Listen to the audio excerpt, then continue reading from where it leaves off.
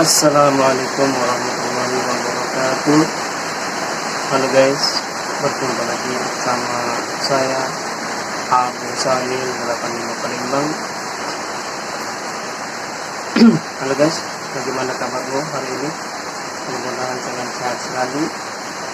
Semoga dalam lindungan Allah Subhanahu wa taala. Oke guys, saksikan terus video-video dari Abu Samil 85. Semoga kalian terinspirasi untuk melakukan pengobatan Nabi.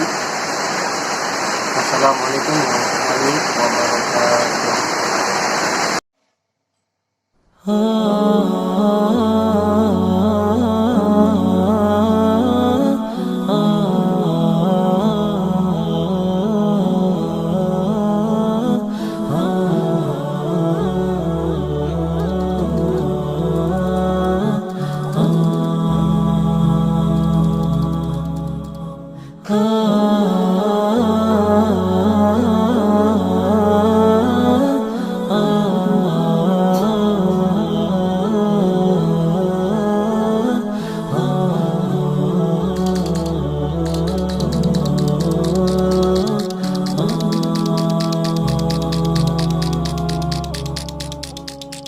جمال الوجود بذكر الإله وتصفو الحياة بنور هدى. جمال الوجود بذكر الإله وتصفو الحياة بنور هدى. وتطلب نفس له طاعة ويبلغ سعد إلى منتهى. فؤاد شغوف إلى ربه أحب رضاه أحب لقاه. يظل يجيء إلى ربوة قرار ويسمو وذا مبتغى. فلا لهو يثنيه عن سيره ولا جمع مال تغى الشهوى. إذا ما ينادي منادي الفلاح تراه لذاك يحث خطاه.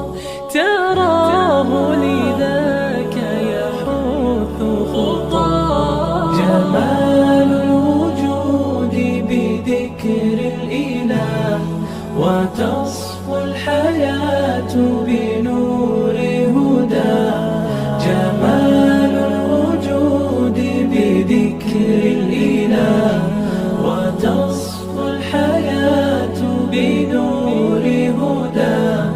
وتطرب نفس له طاعة ويبلغ سعد إلى منتهى. يتم ربي أيا غافرا رجوتك عفوا ولا لي سوى. ودمع يسيل على مصحف به يصل الله صوف من أتى. فتلك سجايا لقلب سليم إلى الله دوما تدور رحى. فيا سعد من كان ذا همة إلى جنة في أعالي سماء. إلى جنة في أعالي سماء. جمال الوجود بذكر الإله وتصفو الحياة بنور هدى. جمال الوجود